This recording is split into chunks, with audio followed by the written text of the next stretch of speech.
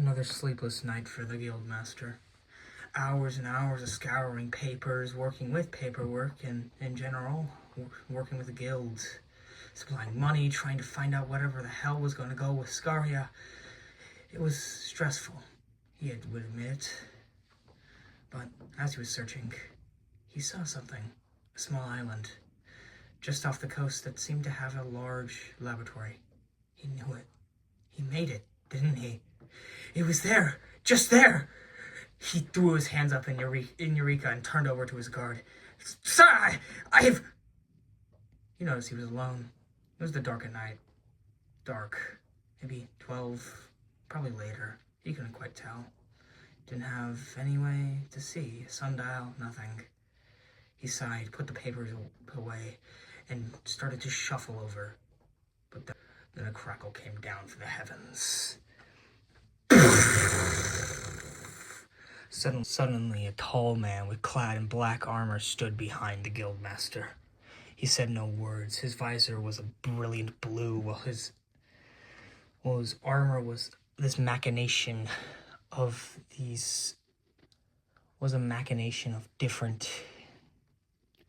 patchwork styles, seemingly much more advanced than he'd ever seen in his life. He turned. Horror.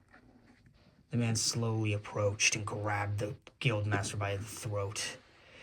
It was so easy. He could feel his life fading. Suddenly, a swing came in. The guildmaster's guard.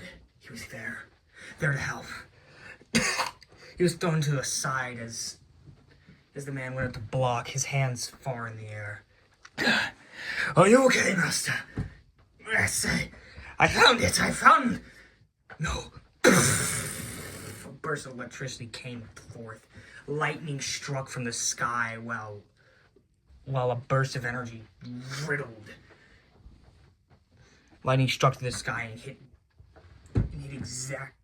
Lightning struck from the sky as the man in black armor, as the Black Knight drew his spear. It was a fight. One swing, another swing, constant. But it didn't matter. Not to the guildmaster. He ran as far as he could, ran as fast as he could. But he felt it again. The quaking footsteps of the man. His breath shuddered as he looked over his shoulder. He was there. No words were spoken from the man, but a chilling silence did. The guildmaster looked up. Please, no, I can't, Another man. Another man.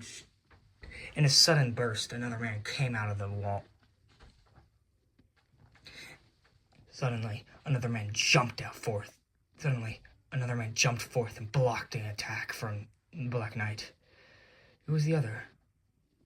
It was the last remaining 5th rank hunter that wasn't, one of the party. Pelvis, Loria, or Carlos. That was Passe. He looked. The guildmaster shot his head over to the scarred man. Thank you. I must go. I have these. We can finally find him. You just need to. No, do not speak another word. Not until we beat him. It was a battle for the ages. Both the guard and Passe each worked together in tandem. Dealing with it like it was a monster. Just like a monster. He acted like one too. Lightning bursting out of in all directions, all areas covered in this static. But they weren't enough. No, not nearly enough. And the man was able to overtake him.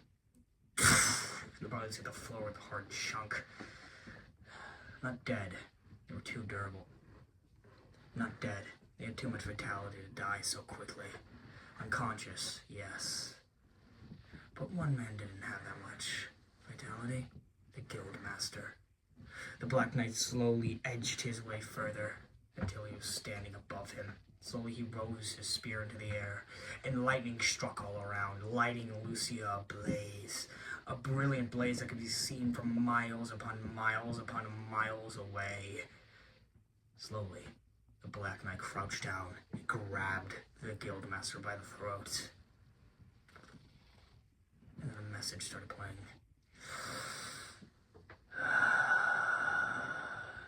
You the Guildmaster. You're too close. Sorry for this. In a sudden movement, the Guildmaster's head was pierced through by a rope. In a sudden movement, the spear ripped. In a sudden movement. In one quick movement, the Guildmaster's throat was crushed, body stamped to the floor. And then, delicately, the Black Knight crouched over and grabbed. The Black Knight crouched over and grabbed the documents. But just before he could do anything, 2 strikes came to his back. It was them. Again. The battle wasn't over. Not until they died. Just as the Guildmaster